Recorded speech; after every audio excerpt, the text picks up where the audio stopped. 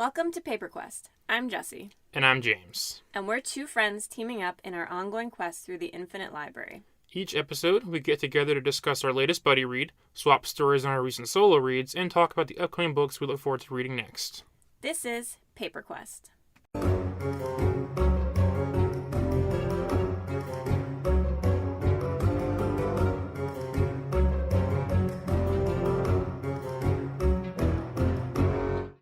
All right, so do you want to start us off with your books that you've been reading the last 2 weeks? Sure. Or we'll go back and forth, I guess. Yeah. So, the first book that I am reading is called The Wives by Tatum Fisher. And it's basically about a woman who is in an arrangement with her husband where she is one of three wives. And she sees her husband on Thursdays. And she doesn't know the other wives. It's not like, it is a polygamous situation, but not in the religious sense. It's, Is this modern day? Modern day. Okay. And so she sees him every Thursday. She doesn't know her, what would be sister wives, and just thinks of them as Monday and Tuesday. So he's away. Monday and Tuesday. She's never met them. She doesn't know their names. She's never seen a picture of them. And it's almost like they have a long-term or a long-distance relationship in a sense, that he's just comes back that night. And so I'm maybe only 30 pages in, but basically what happens, and this is on the back cover, is that she finds in his pocket the name of another woman. And it's like an appointment card, I think. And she can only assume that is either Monday or Tuesday. And so she goes to find this woman and finds this woman battered and bruised. And so she starts thinking, who am I actually married to? It's quite concerning. So she, is trying to kind of dive into who this person is that she's sleeping next to. Is this a book you knew about, or did you seek it out, or? I saw someone talk about it. Okay. And I'm very intrigued to see where it goes. The writing is fast and interesting, and it's from her point of view, and you can kind of see how she's jealous, but she's trying not to be, and she's made this bed and now she has to lie in it, type of thing. Okay, interesting. That's a story. Yeah. All right. My first one I'll mention is Legion. So one of my all-time favorite authors is Brandon Sanderson, typically known for fantasy. He did this book. Well, he did a trilogy of novellas, and they put it together into one book. This man named Legion has multiple hallucinations. He forms entire people with their own skills and thoughts and, things that help him in his life, whether it be in everyday life or in cases that he's trying to solve when people hire him. So, for example, if he needs to learn a different language, he could pick up a Spanish dictionary, flip through it, see a few words, and in his mind, he makes up this entire brand new person that to him is completely real, can speak the entire Spanish language, and he can listen to this person translate for him, and people just think he's genius level, and I mean technically he is, but he's clearly got something wrong with him. But Brandon Sanderson says in the beginning that he's trying to shed a good light on issues like hallucinations and stuff. He wants to make a story that is that shows it in a positive, strong way, as opposed to something that's like their downside or downfall that hinders them throughout the story. And it's weird because his mind has to keep track of so much. One of his hallucinations is a gun expert, and that hallucination at one point shoots a gun and puts a bullet hole in the ceiling. And Legion gets mad because he has to basically remember going forward that hole is there until in his mind he remembers to quote unquote repair it. There's another scene where Legion has this friend or this acquaintance who understands that Legion is just the way his mind works. So he plays along with it, and not in a mean way. He just plays along with it to make it easier for Legion. So he had a wrapped ice cream bar, and he asks Legion if any of his hallucinations want ice cream, and he says, "Sure, yeah, this person does." But he gets frustrated because then he throws it to nobody, just where it's supposed to stand. So his mind has to handle that. So in his mind, he sees the real ice cream fall to the ground because it has to. There's no one there. But then it splits off. So a second ice cream bar is caught by his hallucination. And the hallucination goes, "I didn't want to." Like, he has to, like, compensate for everything going on around him, both fake and real. So it's really interesting. It wasn't my favorite. The story itself wasn't my favorite. The ideas behind it and all the mechanics he has to make up for the hallucinations, extremely fascinating. The only thing I don't like is the story being told. I just wasn't into the cases he was doing. But I can read the mechanics all day long, because the more you read it and the more you see how his mind works, it really is fascinating. I thought it was awesome. That sounds really cool. All right, what's your next one?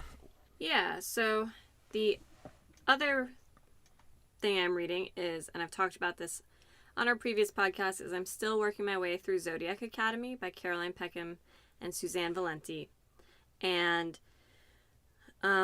basically it's these two twins, Tori and Darcy, and they are fighting for a throne and trying to find their place in this world of Fae. They didn't know that they were changelings, and they were brought back, and they are princesses and super powerful, and they're, at this point, which is book 5, is they are trying to navigate the political side of things. Okay. So they are adults, they're over 18, and there's a political part, but then there's also romances, and basically fate gives them choices, and in this world, because it is zodiac based, like, you make a choice under a certain set of stars, and that's going to change your whole trajectory. Okay. And they're basically asked to make choices that can't be undone, and they have to live with the ramifications of those choices. Okay. And this is the series that's finished. It has 8 books. Yes. Okay.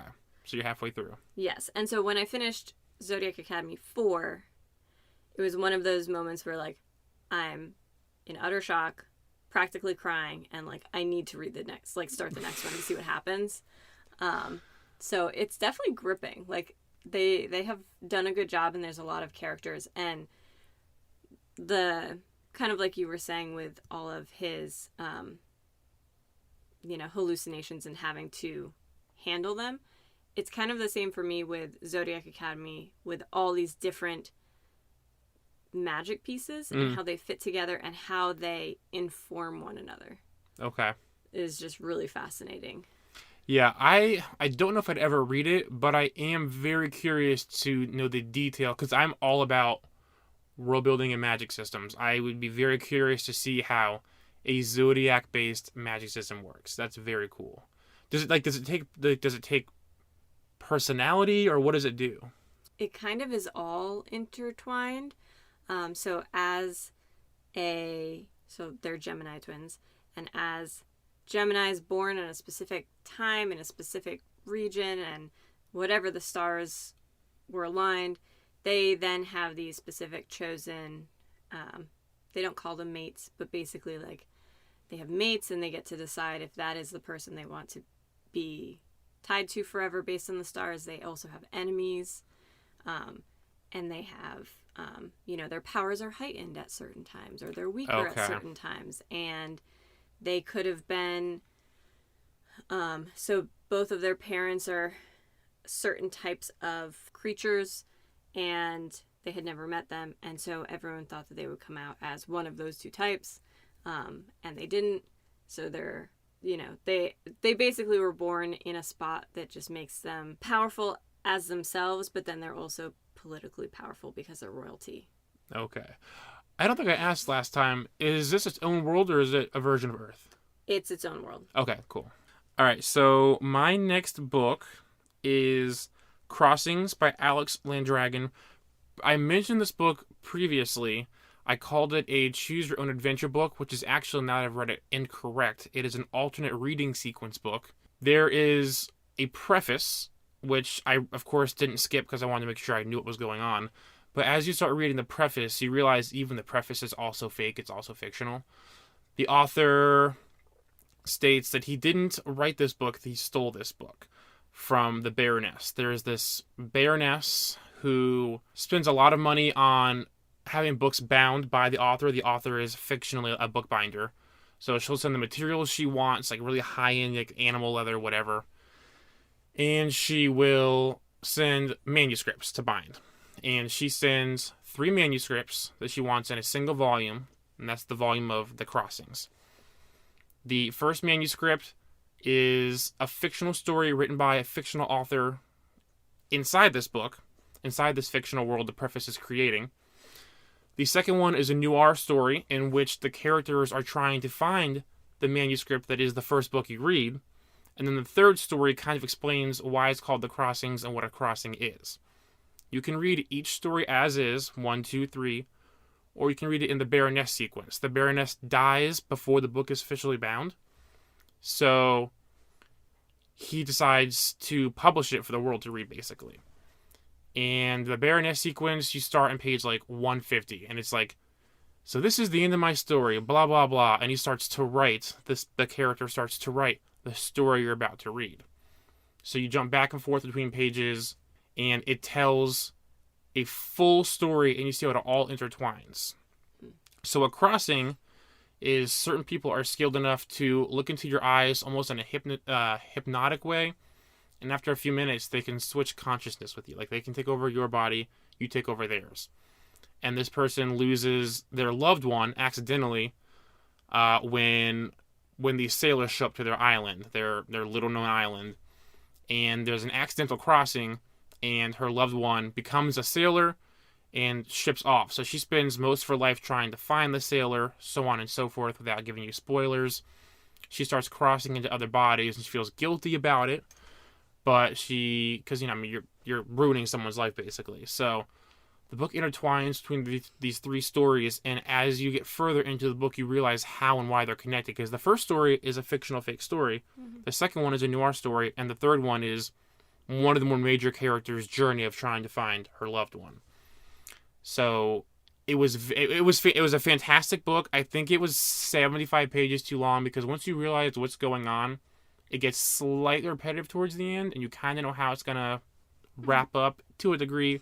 I would still highly recommend it, but slightly too long for the sameness that it gets towards the end. So hypothetically, you could read this book multiple times? You could read it twice. It says you can read it like a normal book, page 1 to page whatever, or you can read it in the Baroness sequence, and it gives you the sequence. Okay. Or at the end of each chapter, so you're not referring back to the sequence. It just tells you what page to go to next. Interesting. Yeah. And it's not confusing at all. It's not confusing whatsoever. It makes perfect sense. The way they do it, you start in manuscripts 2, then you go to 1 and then 3, and then 2 and then 1 and then 3. So once you meet the characters and get to know them, you can start following it much easier. And it doesn't take long to see the connections, and you start to understand why this pattern exists, and you're like, okay, this works. Like, this is telling something really interesting. You learn things sooner than you would had you read it normally. If you read it normally, by the time you finish the third one, you'd have to think about the past 2 and realize where they slot in, and you're like, wow, that takes a lot of work to do. That's really clever. All right, so I have one more book that I'm reading, and I'm very excited about it.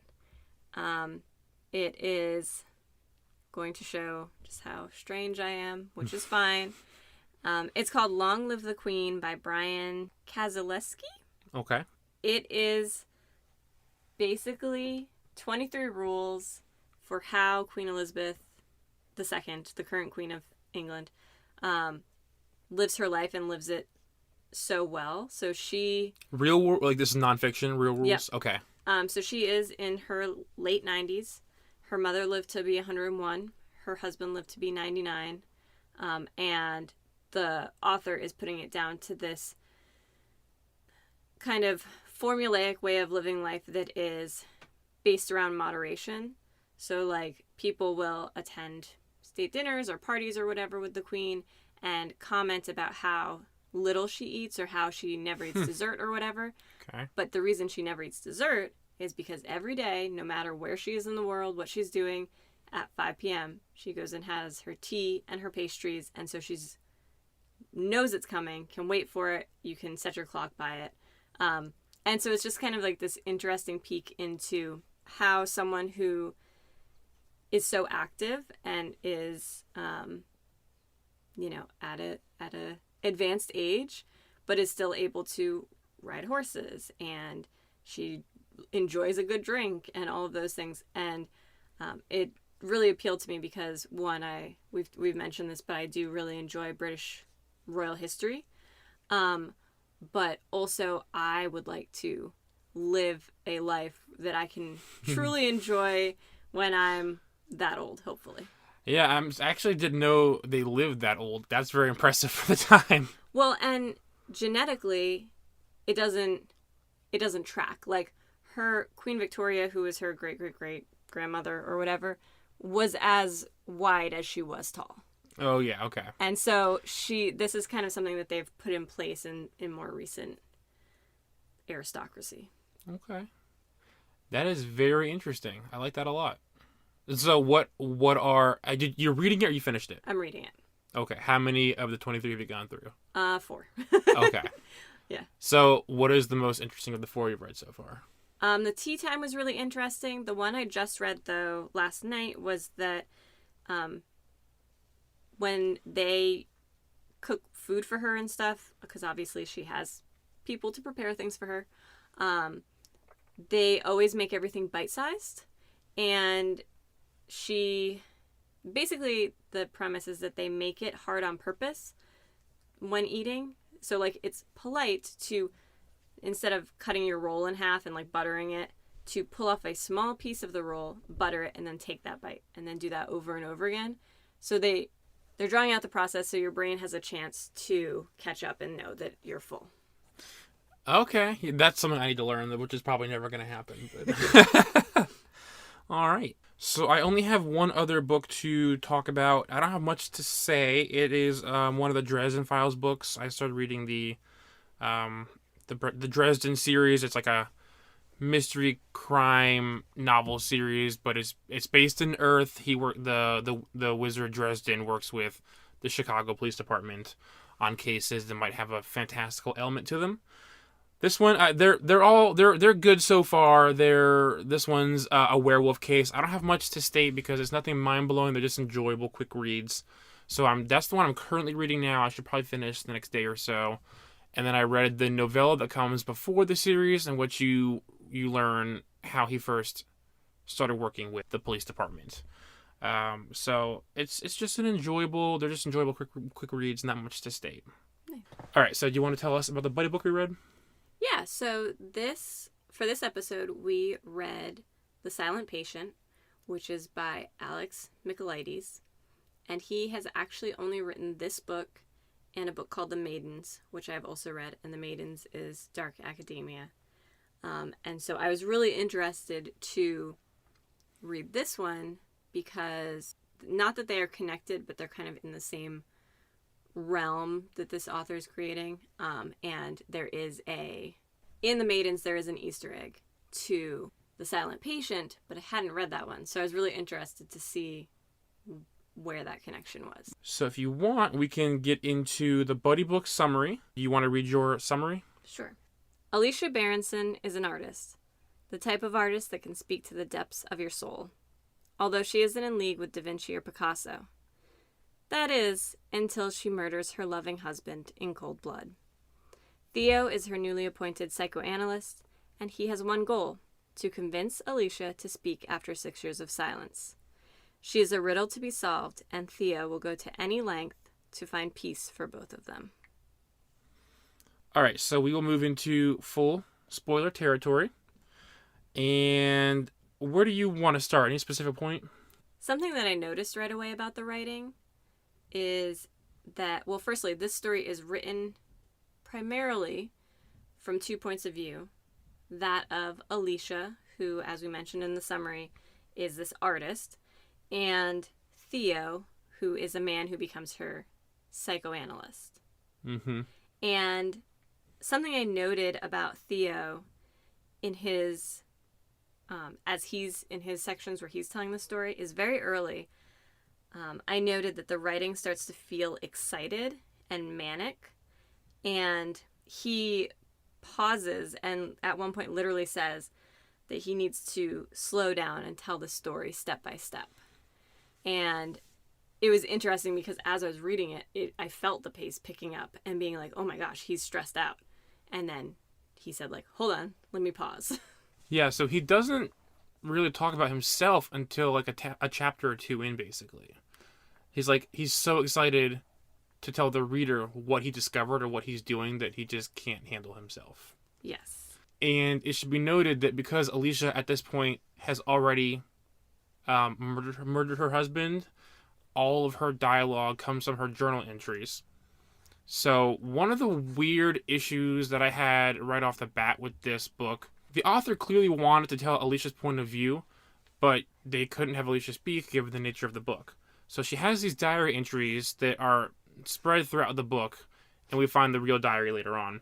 But the diary entries aren't written like a diary. It's written like a book. Like, she has the exact lines everyone says. It's the format is like a book format, and it kind of threw me off. I was like, this doesn't read like a diary. It's not like my friend or family member said this, and this is how I felt. There's one point where she knows that someone's inside the house, right, towards the end, and the journal entry is like, wait, now there's someone in the house. There's something happening. And it's like, you're not writing this journal in real time. You're writing this after the fact. But it's all written as if it's happening now, like a book.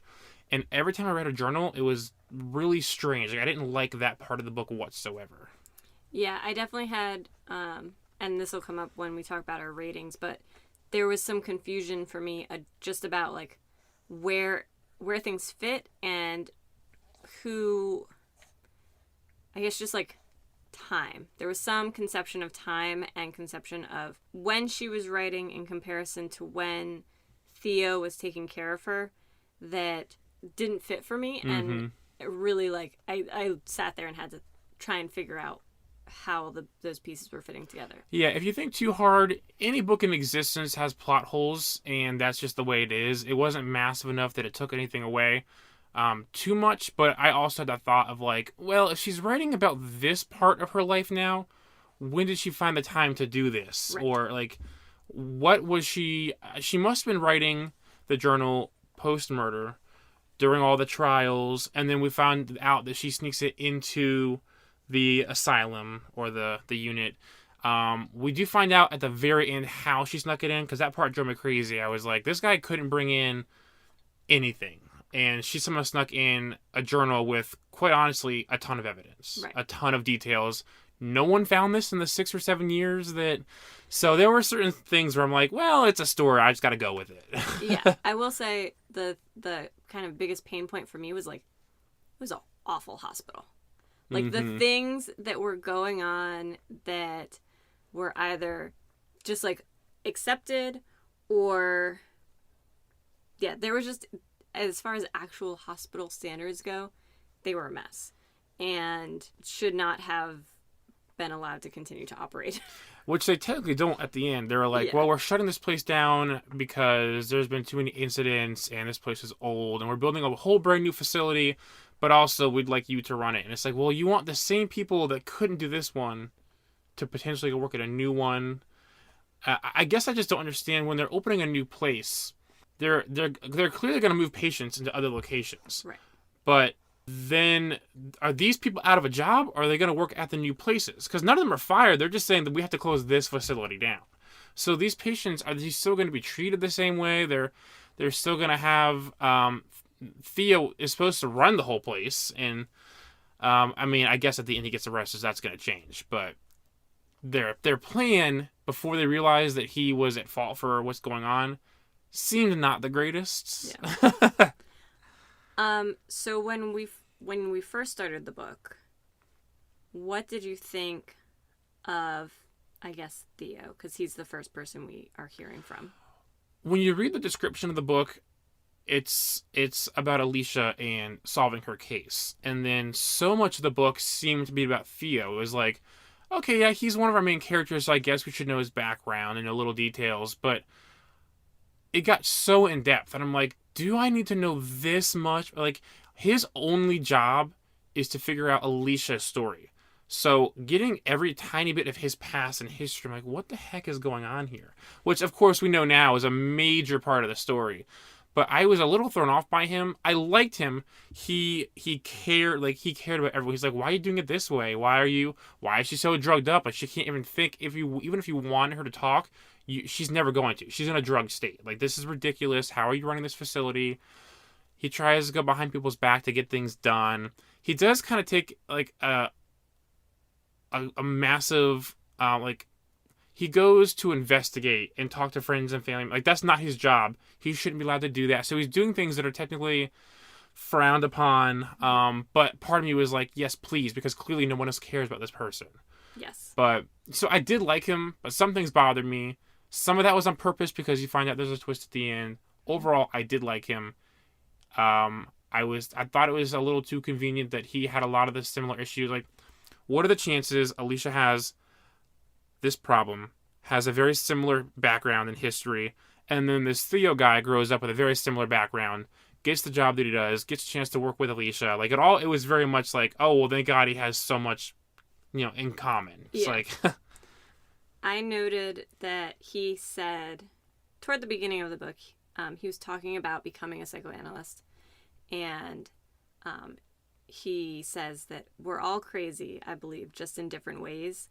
And there was something about that stuck with me of, like, I don't know, like, he needs to be watched. He's not as great as he does appear to care and have all these good traits as a psychoanalyst. Mm-hmm. And as we continued on, we saw that he was more crazy than first appeared. Yeah, it's hard because 3/4 of the book, you form these solid opinions.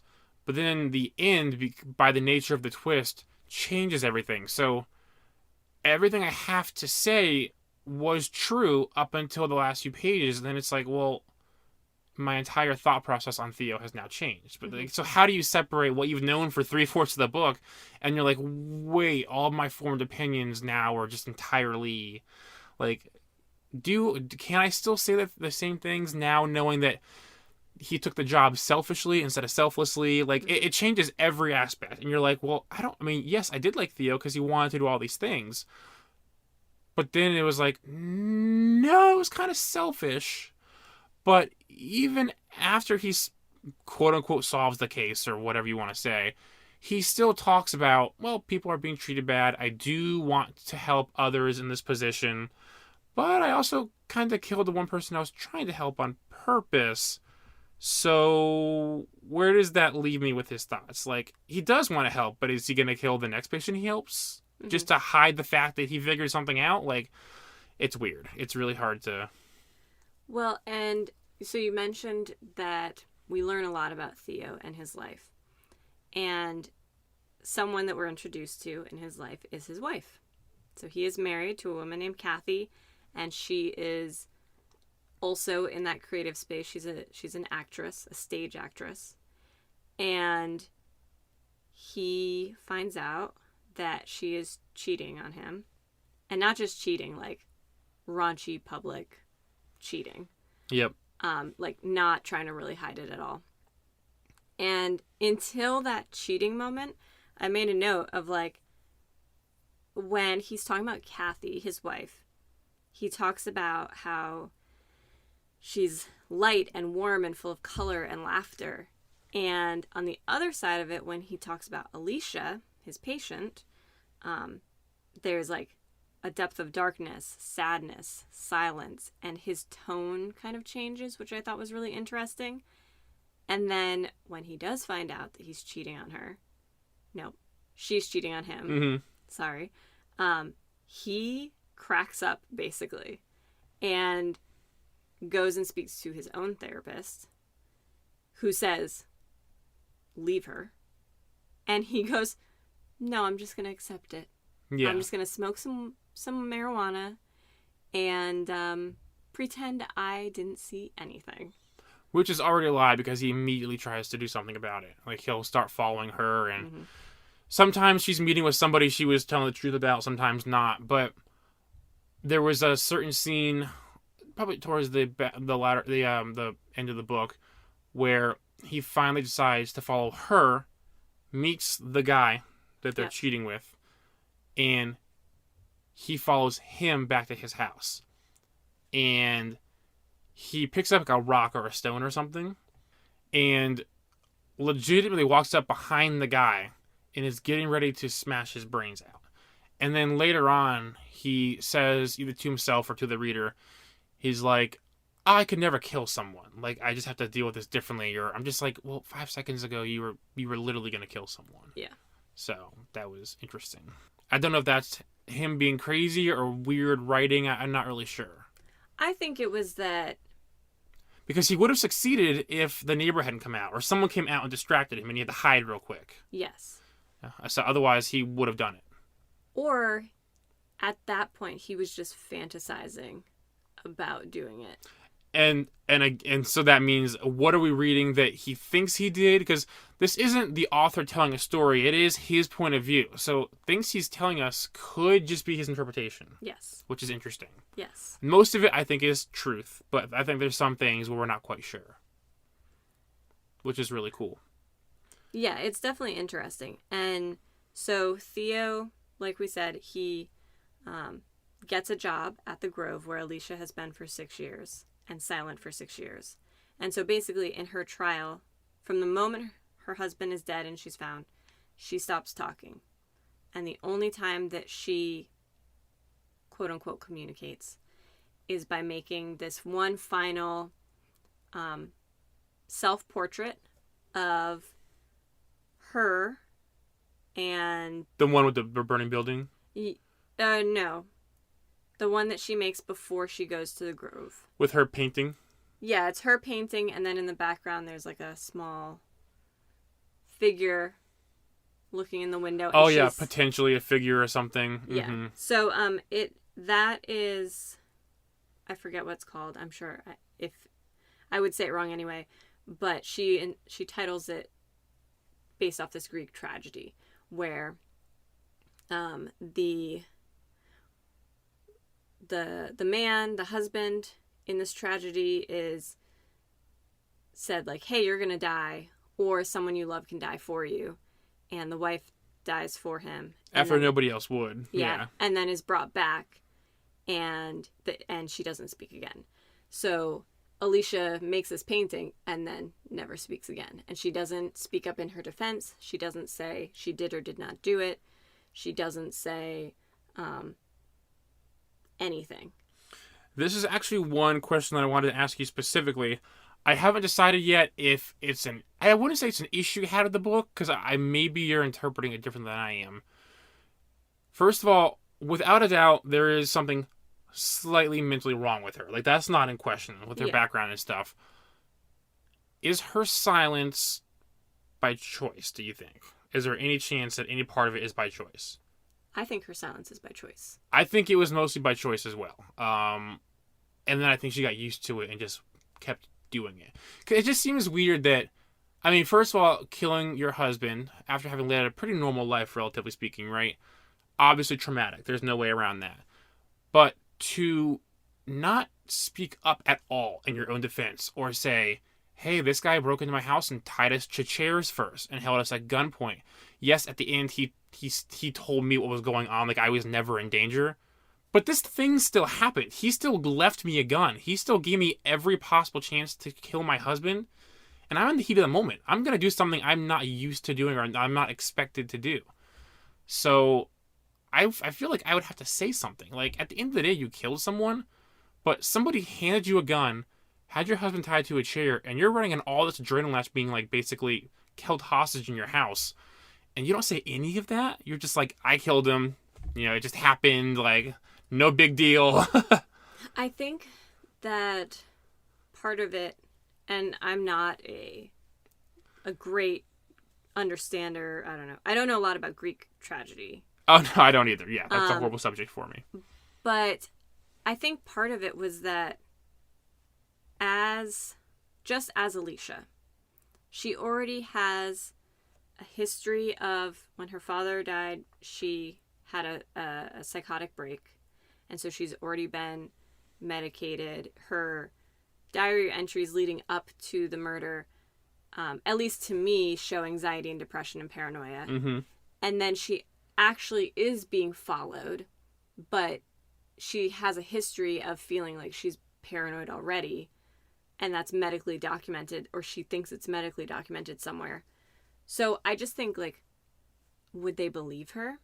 But also, my gripe there is that, like, she was bound, and it is written in present day, as far as I can tell.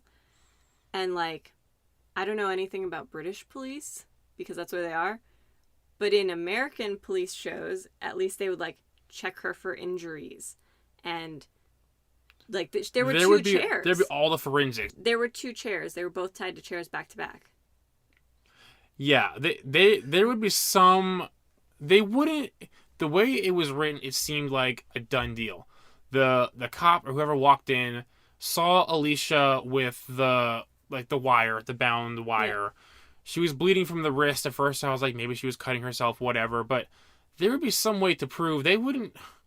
I guess it's possible there's a way they would have just taken the word because she's not defending herself, and they see a dead man tied to a chair, and she's not, and she has a gun.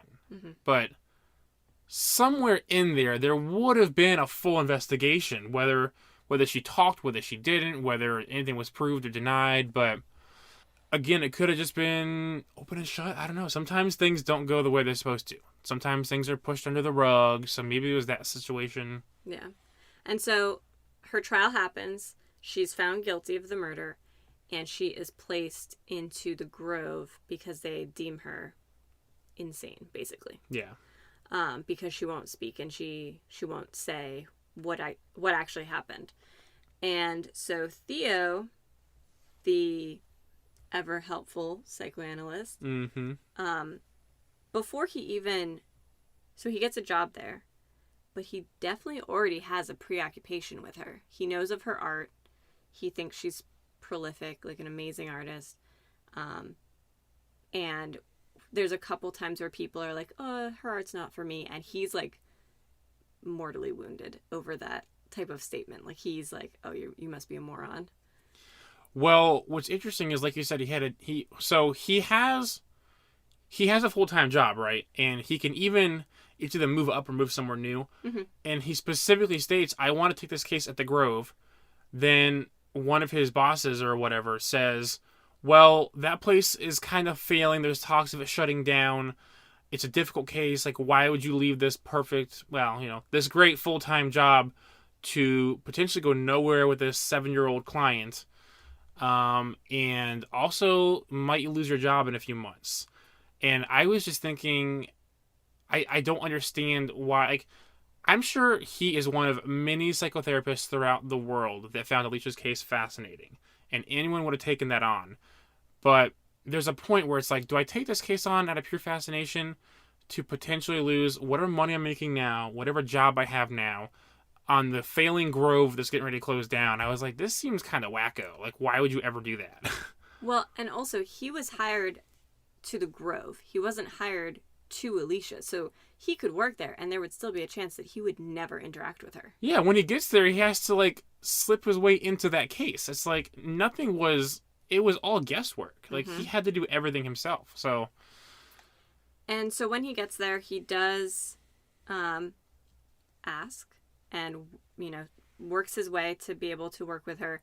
And we come to find out that a coworker from a previous location is Alicia's psychologist. Yeah. Christian is a man who can prescribe her medication. And he has medicated her up to her eyeballs, and she is like, she has no idea what's going on and where she is.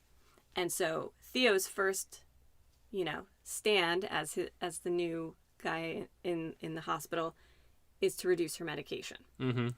And so he gets that done, and everyone there is like, bro, like, she's crazy. Except for one who always agrees with him. Yes. And they're like, you're not going to fix it. You're not going to get anything from this. Sure, reduce your medication, but it's not going to work, basically. And so they reduce the medication, and he has his first meeting with her, and they just sit in silence for the whole hour. Yep. And so at that point, were you like, this is going to work? She's going to talk? I mean, if you're going to metagame it, with it being a book, you know it's going to work eventually. The problem that I have is that the only reason that he succeeds in this case, the only reason, is because he did everything he wasn't supposed to. He did everything outside the hospital. He had to talk to friends, family members. Don't get me wrong, it's great and it worked. And I hate to say this, but that's not his job. Like they said multiple times, you've got to stop doing this. This is literally not your job, and you can't just you can't just call up friends, family members, show up to their houses. I mean, he basically trespassed at one point, got knocked out. So, if taking Theo out of the picture, whoever worked on her case the last 6-7 years, I don't know if it was just Christian or if anyone else was involved, they would have never succeeded because they would have never gone outside their job to do the investigation because they're not allowed to. Right. So, is Theo so great and amazing because, wow, he is the one that got Alicia to talk. And he's so much better than all these other psychotherapists that came before him. It's like, well, yeah, but only because he did illegal stuff. Like, he wasn't supposed to, like, if Christian did that, he probably would have succeeded too. Like, which kind of shows, like, this, you know, Theo does come off as very empathetic and caring and wants to do the right thing and kind of, I guess, hopeful. But he will do whatever he wants. Right. And that's concerning to me. Yeah. And it's not that fun, heroic, like, he did what was right and needed to be done. It's like, no, you're clearly going against what's correct here. Yes. And then they had their second session. Mm-hmm. And she has, at this point, her medicine is lower. She has some more clarity happening. And they sit for, 55 minutes. And then she attacks him. Yep. What were your thoughts on that? So this is the one where she holds him down. Yeah, because there's a few attacks. This is the one where the he can get the button. He presses the button in time, right? And they drag him off. They drag her off of him. So I was hoping up until this point. This is before we know too much about her, right? So I was hoping up until this point she was just being silent and sane. But after this attack, I was like, yeah, unfortunately, there's something wrong with her. Like, she's not getting out of this hospital with her freedom. Like, she is clearly messed up. That sucks. I was really hoping it was like a sane silence. Like, she had some big secret that would have changed everything, and she just couldn't say it. So she sacrificed her own life just to live it out here. But after you start seeing the attacks, it's like, yeah, no, she's definitely messed up. Well, so what's interesting is, because I was taking my notes real time. Yeah. So like as it happened, I would stop and take a note, and I wrote that although the attack felt very brutal and sudden, it also felt like it might have been an act to get, either him removed from her case or go back to having her medicine or something like that, than actually being at him specifically, which I found out was completely wrong. So yeah. This is one of those stories where you can't solve the mystery as you go because there is information hidden from you. Yes. Well, and it's from his point of view. So him being attacked, doesn't give us what she's thinking at all. Yeah. Other than he may have said like, oh, she smiled, or like she had a look in her eye or something. Yeah. Yeah. Obviously the attack is because she realizes it's something about the way he speaks or his eyes or something that she notices. Yeah. He said something. Yeah. And so she attacks him because she's like, oh, this is the guy that broke into my house. I recognize him now. Yeah. She didn't at first, but he says something that triggers it. And yeah. So I didn't think I was going into like a huge mystery novel, so I wasn't like, oh, I couldn't solve it on my own. But everything that you learn is either hidden or false until the end. So it was kind of hard to play along with the book, but I was okay because the twist was really fun. So, did you think? Let's play a little whodunit. Did you think Alicia committed the murder at the start of the book? I did not until the craziness started coming out. I thought it was one of those setups like, well, the gun was next to her and she was bleeding, and oh, maybe she wasn't binding him, maybe she was unbinding him. Yes. So, but it didn't take long to realize that it wasn't going to be that. So I felt the same way, and basically my next section of notes is thinking everyone did it. So we find out that Christian, who was her previous psychologist, had treated her before she was, when her husband was still alive. So they had a previous history. So I was like, it was him. Yep. We also come to find out that her brother-in-law is in love with her, and he's kind of scary. Like, everyone seems to perceive him as scary for some reason, and he's a great businessman. Yeah, he's the business guy with the wife, yes, secretary. Yeah. Yes, and he made advances to her in the past, before the murder, and she threatens to tell him what happened and that he kissed her, I guess. And then also her gallery owner. Yeah. So he's French. I apologize to all of France. Jean Felix, right? Yeah. Mm-hmm. They make him, in my opinion, he came off as being really bad and kind of narcissistic, and they specifically say he's in love with her art, not her. Yeah. Because she does make that painting after the murder has happened, and he, makes bank from displaying it. Yep. And so I literally thought it was everyone. I was like, oh, he did it. Then we find out she has a cousin who has gambling issues and mommy issues, and I was like, well, he must have done it. Well, it's one of those things where, because the main character is telling us a story, not the author, the main character has the ability to make us think whatever he wants. Right. Like, oh, this guy Christian that I hate, what are the chances that he's here? What is he doing? He's so drugged up. She must have a secret about him. It's like, but he plays us the entire time. He plays with the story until you realize what happens. Yeah, and I guess that was my, not problem, but where the shock came in was that Theo was tricking us as the narrator, and I couldn't wrap my head around whether or not he himself was believing what we were seeing in the story. So every time I have a thought about the story, I always want to say, I have this issue that's not an issue or a problem. It's just like, I have to say, like, everything is like so convoluted. It's like, it's not a negative. It doesn't dock a star from the review, but it's just like something you have to say because it's weird or strange, or, this isn't a bad thing. I just have to say blah, blah, blah. Like, that's this whole book. Yeah. One thing that I wanted to point out is a solid middle portion of the book is basically the investigation, right? Mm-hmm. Knowing now what you know, that he knew the story the entire time, he knew exactly what happened, how did you feel about his investigation? Because I felt like it was kind of I thought the middle section of the book was pointless. I was like, well, you knew. Like, why did you? Like, we know that the final investigation is he talks to the guy on the roof. They go up to the roof, and he's like, this is where she first heard her dad say, I wish you were dead instead of my wife, basically.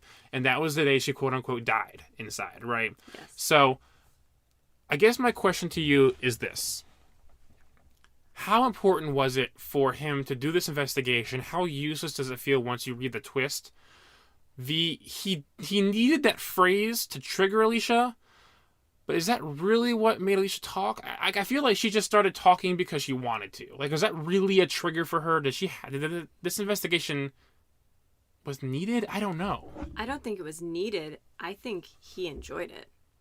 I think he was relishing what he had done and trying to understand, so we've mentioned numerous times the twist. If, hopefully you've read it. Theo commits the murder. Theo traps accomplice. her. A very heavy accomplice. Yeah. He gets her to commit murder. Yeah. And he has stalked her, and he has, this kind of obsession with her.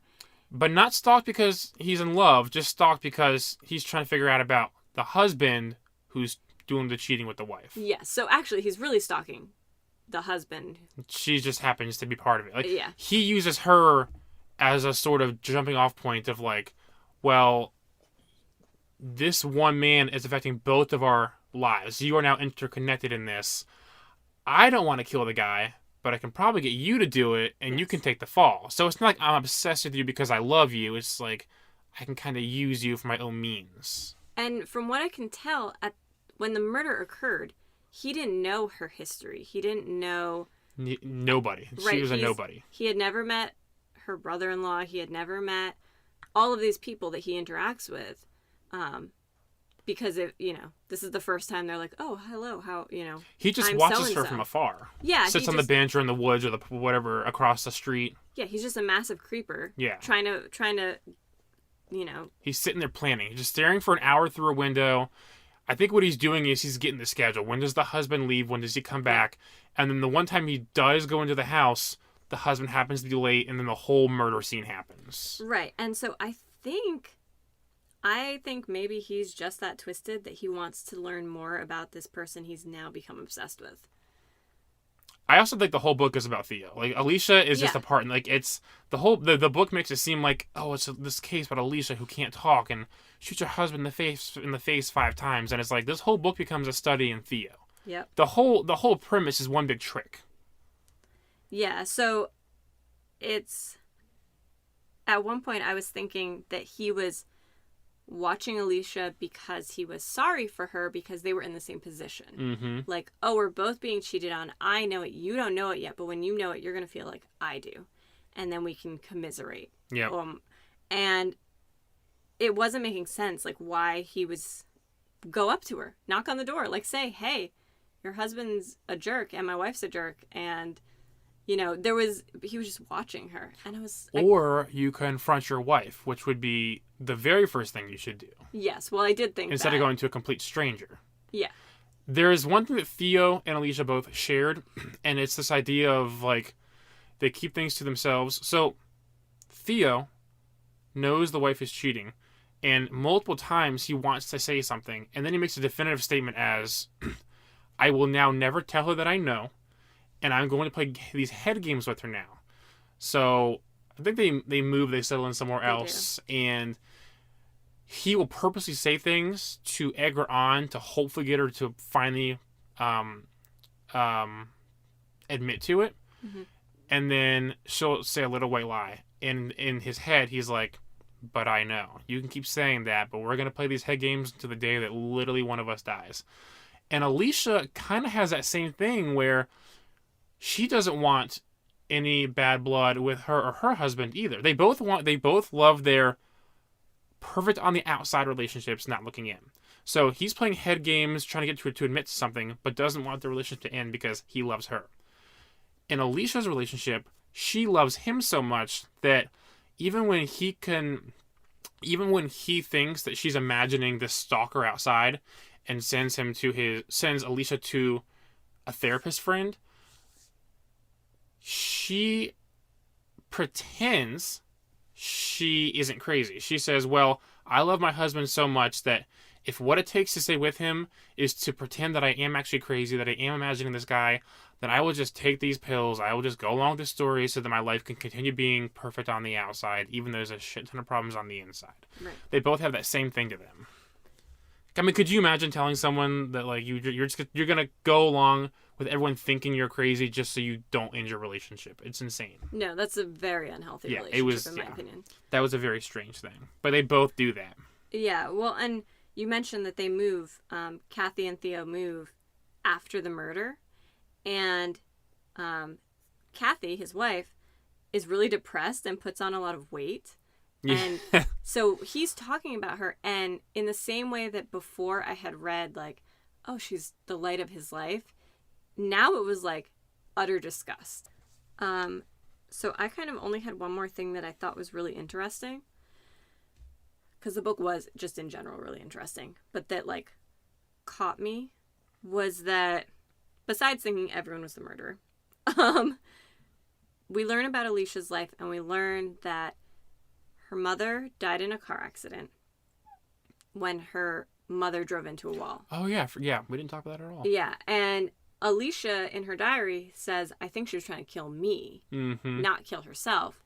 And, you know, like you mentioned, the father is mad and yelling at her and saying, you know, that he wishes that Alicia had died. And he specifically screams, my poor girl, about the mother dying, like in his you know, grieving, his mourning. And later, Max, the brother-in-law, finds out that Alicia has, I think at this point, overdosed.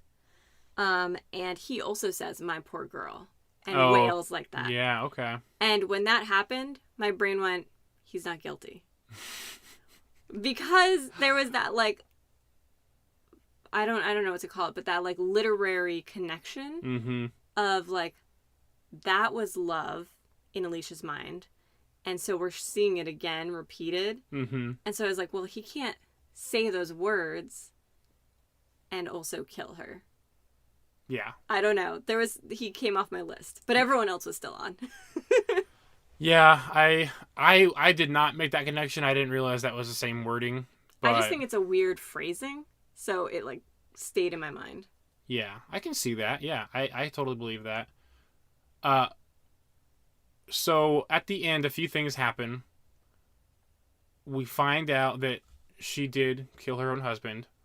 We also find out that Theo is going to put the blame on Christian for silently killing Alicia. Yeah, so Alicia overdoses after talking. She finally talks. And it appears to be her medicine overdose. But, and so it looks like it was Christian. Theo tells us, the reader, I'm like, he's holding her hand and feels like a prick where a needle would go in. And he's like, oh my God, somebody drugged her and overdosed her. And decided it has to be Christian because of all the reasons in the past. Like, he didn't like that it came in and changed everything and took over his job. It had to be Christian. And he was the husband's friend. And this, I mean, and obviously at that point he's totally lying to us, the reader, which is hilarious actually. But even when it isn't him, the blame is put on Christian. Christian is, I think we hear that he's let go or whatever. And then Alicia dies. And Alicia dies because she realizes it's him, right? Or is it something in the journal? So, yeah, she writes in the journal the next step of the story, and then he decides to kill her and find the journal so that nobody sees that next step in the story. Right. But then can't find it because it's hidden in the artwork. Right. No one can find the journal, and he had actually, again, being the good therapist he is, gotten permission for her to be allowed to paint. And so she makes this painting of him carrying her out of a fire. Right? Out of a building on fire, which was presumably the Grove. Presumably. Right. And meaning she wanted out and he is her savior, maybe, is one interpretation. But knowing what we know now, do you have any other interpretations in that painting? I think he set the fire and maybe she's dead. And took her out. Yeah, it's... But she wouldn't have known that yet, because this is the first painting she does when they give her utensils back. Right. So, I think at that time, she finds him to be maybe some sort of savior before she realizes it's him. I feel like she had known at that point that it was the man who was following her or watching her. She was suspicious. Okay. And that her painting was maybe that he was taunting her or trying to kill her, or she was definitely aware. So yeah, it was very interesting because he appeared to be trying to frame Christian. And again, at that point, I was like, but it's not like that. So I just felt toward the end, as all this was happening, that there was a lot of whiplash. And they do find the diary hidden within the painting, which he didn't like the painting. Yeah. So he didn't look in it. He tore everything apart. He was trying to find where it was. And didn't want to, you know. It was stuck in the corner of the wood frame or whatever. Yeah. Yep. And so the police did find it. Mm-hmm. And were able to understand his connection to this murder. And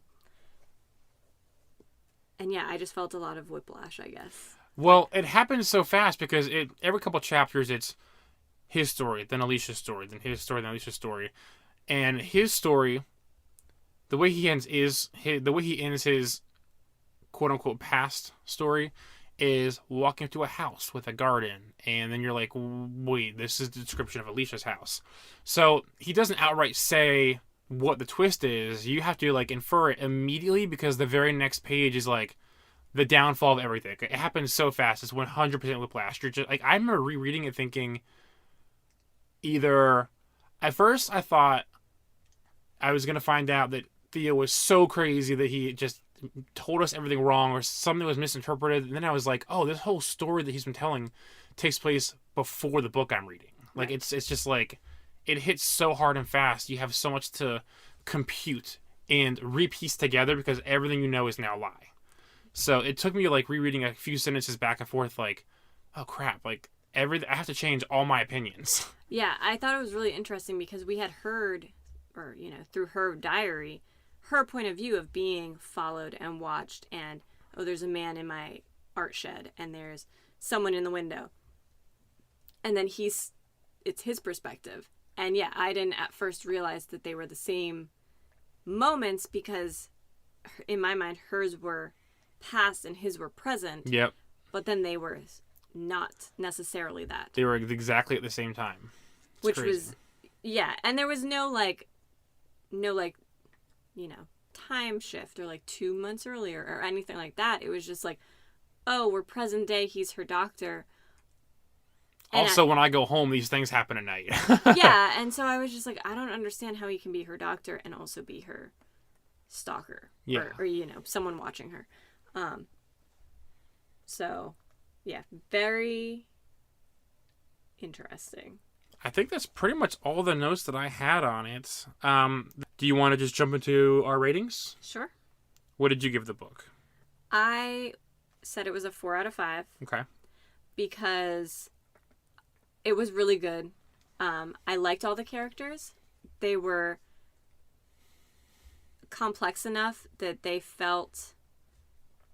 weren't just one thing. They weren't just the empathetic therapist. They weren't just the bad brother-in-law. There was more to them.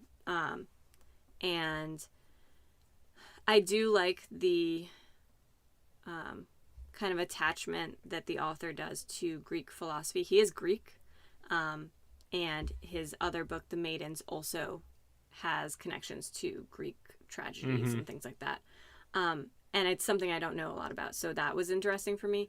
But the reason it's a 4 and out of 5, even though I couldn't stop reading it, I read, you know, it very quickly, was a lot of those points that we had mentioned. So like the sudden whiplash, which was great, but also like I wasn't sure what was happening. And the hospital just like having no standards. And like, you know, we mentioned she got her art supplies back and she stabbed someone in the eye within like, you know, 12 hours. Yeah, it doesn't take long. Yeah. Provoked, and the character that provoked her is just the worst, unfortunately, but yeah, still not the greatest. Yeah, there's still, you know, in a hospital, a facility like that, there should be some standards in place across the board. And the Grove was already going downhill. Yes, and so like they had already set up like, hey, we know it's not the greatest place, but like, I guess to me the next question would be like, why would you send this really high profile case to a place that can't handle her? Yeah. Was the Grove really high end 7 years ago? And if so, how did it go downhill so fast? Right. So yeah, it was amazing. And I hope that the author writes more. I definitely recommend it, and I would be interested to hear more people's take on it and how they felt. But there was those things where I was just like, well, how did that doesn't sit right for me. Like, how did the police not do any investigation? So this will be interesting then because of my rating. I gave it a 5. which you have said is rare. Yes, a few things happened.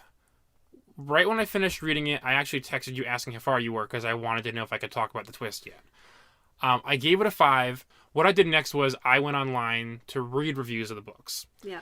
And I did the one thing I always try not to do, and I let other people's opinions affect mine, and I dropped it down to a 4-star because people were like, well, why the whole investigation? Why this? Why that? I'm like, oh yeah, those are really bad plot holes, potentially. Maybe this isn't a 5-star book. And then I had to remind myself, because even on Goodreads, I changed it from a 5 to a 4. Mm.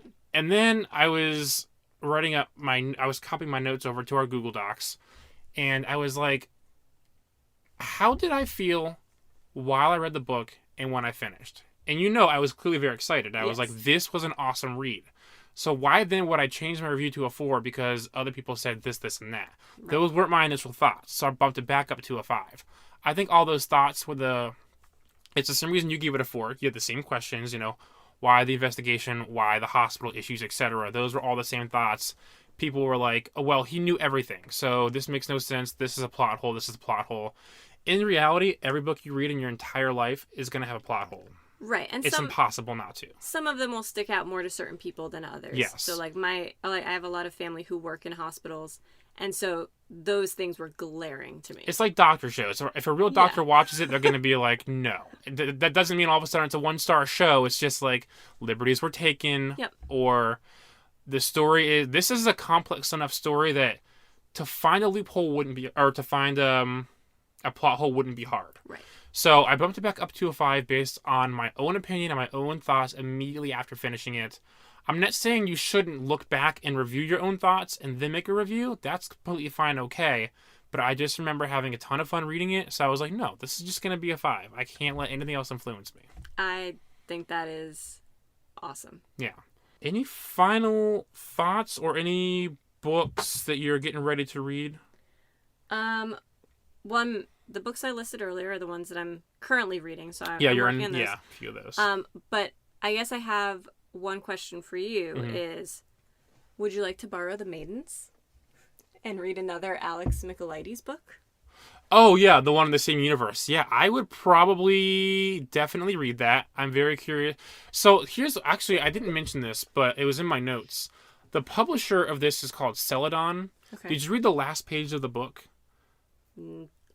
It's just about Celadon, and it was like, this is like it says Celadon Publishing, founded 2017, publishes a highly curated selection of books, between 20 to 25 books a year. And I was just like, I've never heard a publisher that was like very selective, only did these many books a year. They have to be of a certain standard or quality. Yeah, it's interesting. Yeah. I remember looking at it and being like, huh, but like I didn't think anything of it. Yeah, I was like, I need to Google this publishing company and see what else they put out, because if they're only doing like 20-ish books a year, I wonder like what other things they're like, because this is my first book by this publishing company, because they're probably a general fiction publishing company, but I don't know. But I'm gonna look into more of their books. I'm curious. Yeah, so if The Maidens is one of them, I'm definitely interested in that. So I'm gonna continue Zodiac Academy series. I'm also continuing Bridgerton, and there is a series that we haven't talked about on here yet. The one I'm about to read, I believe, is called Five Dark Fates or whatever. But basically, it is a series by Kendra Blake, and it's about 3 princesses who basically have to fight to the death, and whoever wins is the queen. Very Hunger Games, but very Darker Shade of Magic. That too. But they all have powers, and they live on this island, and the island, so every queen has 3 triplets. The triplets then fight to the death. The next queen has 3 triplets. And so it's a cycle that's happened for generations and generations. It's just known there's definitely going to be 3 triplets. Yes. Or I guess triplets. Yeah. Triplets. They're going to have triplets. And the triplets, when they're born, have a ability. So there's like an ability to have a like companion creature, and the bigger the creature, the more powerful you are. One is to be, they're called poisoners, so they can ingest poison and not have a reaction, and the more poison you can have, the more powerful you are. Okay. And then there's one that controls elements. And the more elements you can control, the more powerful you are. And so these princesses are hypothetically super, super powerful and have to fight to the death. But then two of them, and they're split up when they're like 5, so they have memories of each other. Okay. And two of them decide, like, no, we still love each other, and we're not going to fight to the death. And so then you kind of see this, like... And that's where the story comes into play. Yeah, you see the fallout from it, and they try and escape, but then they have to go back to the island, and you find out that the abilities that they were assigned by their mother when they're born may not actually be the right abilities. Because, like, how do you even know? Your child is born, it's just there, and you're like, oh, poisoner. Oh, elemental. Like, all the child has done at that point is be born. Yeah. So I'm not sure what happens there, but literally the mother, like, has these triplets and then is shipped off. She never sees them again. Is this one book? So it's 5 total, and I'm on the 4th, and I've been slowly working my way through it. Everything's a series. It's so hard now. Yeah. I'm a little bit tired of having to, like, that's all I'm really reading. Yeah. So. Yeah. So realistically speaking, because this is my final week before vacation, I think I'm going to get away with 2 books before our next recording. One is going to be our buddy book, which we'll talk about in a second. Yep. And the other one, I think, is going to be Dune. Oh, so we're going big. Yeah, so, because I'm almost done with the Dresden Files novel. It's a very quick read. So I think my goal is to do Dune before I leave, because I want something more casual to read when I'm on vacation and not to think too hard. Yeah, fair. Because I know Dune's going to be dense. So it is. I'll try to do that this weekish, and then bring our buddy book with me. Nice. And speaking of buddy book, yeah. do you have, it's called The Atlas 6. Yep. Do you have the author? I don't know why. Olivia Blake. Okay. Olivier Blake. Yeah. The Atlas 6 is going to be interesting. It's a self-published book that got big enough that I guess you could just find it in regular stores now. And Amazon did pick it up as a upcoming TV show. So, yeah. Good timing for it. Yeah, very excited to read it. It is, my understanding is it is a series. It is the only book that exists right now, and a second book is known to come out. Yes. Whether or not there's supposed to be more, we do not know. So, we're going to dive into that in our next episode. Please rate and subscribe wherever you're listening to this podcast. Follow us at Paper Quest Podcast on Instagram, and definitely leave us a comment or review so we know what books you're reading and what you'd like to hear from us in the future. We also have Paper Quest Podcast on Facebook, and you can email questions, comments, concerns to paperquestpod@gmail.com. Until next time. Bye.